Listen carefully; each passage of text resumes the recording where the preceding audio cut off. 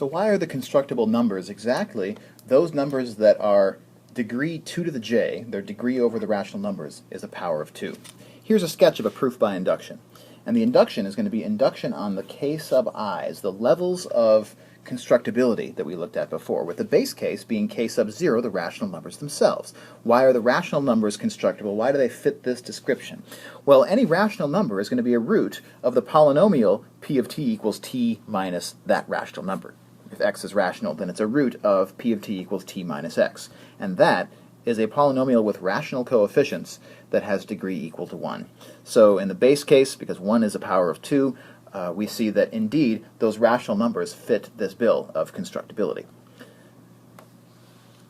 Also, t minus x as a polynomial of degree 1 is irreducible, because after all, every polynomial of degree 1 must be irreducible as long as its leading coefficient is an irreducible number inside of the field. And so in this example, the only way to factor out something from t minus x is to factor out a single rational number, a rational constant. And as long as that's not 0, it's a unit inside of the rational numbers, and therefore that factorization is a trivial factorization.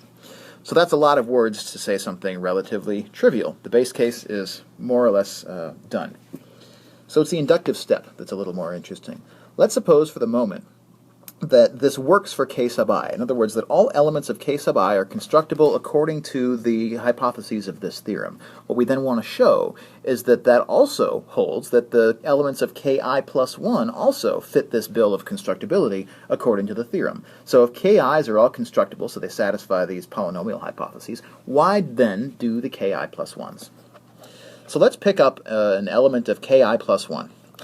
Because ki is a subset of ki plus 1, we have to sort of proceed in two cases. If our element that we picked belongs to ki already, then we already know by assumption that it satisfies the hypotheses of our theorem, because that was our inductive hypothesis. So if x belongs to k sub I, then it's the root of some irreducible polynomial of degree 2 to the j over the rationals. So then we're done at that point. So it's really, the only interesting case is if x doesn't belong to k sub I, if it belongs to ki plus 1 but not to ki. Then by our assumption, x is a quadratic number over k sub I. In other words, it satisfies, it is a root of a quadratic polynomial whose coefficients are in ki. In other words, there's a quadratic polynomial with coefficients in ki of which x is a root. So we'll call that q. Now let's take a look at what we have here. If we've got one big, huge step from the rational numbers all the way up to ki, and by assumption that step has degree 2 to the j. And then we have one more step going from ki to ki plus 1, that's a step of degree 2. And if our number x belongs to ki plus 1 but not ki, that means we should be able to write it as u plus v, where u belongs to ki, but v does not. According to our conjugate roots theorem, then whatever polynomial this is that connects ki to ki plus 1 must also have u minus v as one of our roots. Now, we also know that ki, because its degree over q is 2 to the j, we can write all the elements in ki as a linear combination, rational combination really, of 1 and then 2 to the j minus 1 different other elements. And so there's 2 to the j different terms that we are going to need in order to write any element of k sub I uniquely. Then what about our step up to ki plus 1? What are we gaining? What we're gaining is exactly the new element v. And so in order to write elements of ki plus 1, we need to be able to allow, first of all, in green for all the elements that were in ki to begin with, of which there are 2 to the j possible terms. But then we also need to allow for another set of 2 to the j terms, that in addition to having the u's, u1, u2, up to u to the 2 to the j minus 1, that were in ki, we also need to be able to multiply each of those by our new element v. And so we get double the number of terms that we used to have before. So the total number of terms that we're going to need to express an element in ki plus 1 is twice 2 to the j, which is 2 to the j plus 1.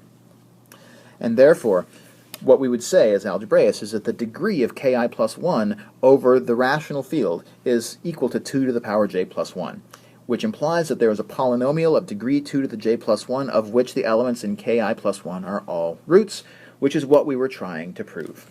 So by induction, we see that the constructible number theorem holds some water. So let's return to this question that was our ancient Greek tragedy. Why can we not double the volume of a cube? We could do it for a square, the area of a square, but we can't do it for the volume of a cube with a compass and a straight edge. Why not? Well, if we assume that s is the side length of our original cube, then whatever we scale that up by, a times s, so a is our scale factor here, that number a has to satisfy a cubed is equal to 2. So that when we multiply it by itself 3 times, as times as times as is going to be 2s cubed, which is equal to 2 times v. But that must mean that a is a root of the polynomial t cubed minus 2 is equal to 0. And here's the rub. If a were a constructible number, then according to the constructible number theorem, any irreducible polynomial that q satisfies must have a degree which is a power of 2. Okay? Otherwise, we'd be in violation of the theorem that we just proved. But here is an example of a polynomial of which a is a root, t cubed minus 2. But is it irreducible? There's the question. Is there a way that we can factor t cubed minus 2 over the rational field? If it were possible to factor it non-trivially over the rational field, then because p is a cubic, one of those factors is going to have to be degree 1, and the other is going to have to be degree 2. The only other possibility is that one or the other of the factors has degree 0, and therefore it's not a non-trivial factorization. But on the other hand, a polynomial of degree 1 is just going to be a linear factor like t minus x. And if this factored over the rational field, then that x is going to have to be a rational number. So the question about the reducibility of a cubic comes down to whether or not that cubic has a rational root. And so the rational root theorem we can actually use to justify why t cubed minus 2 is not, in fact, reducible.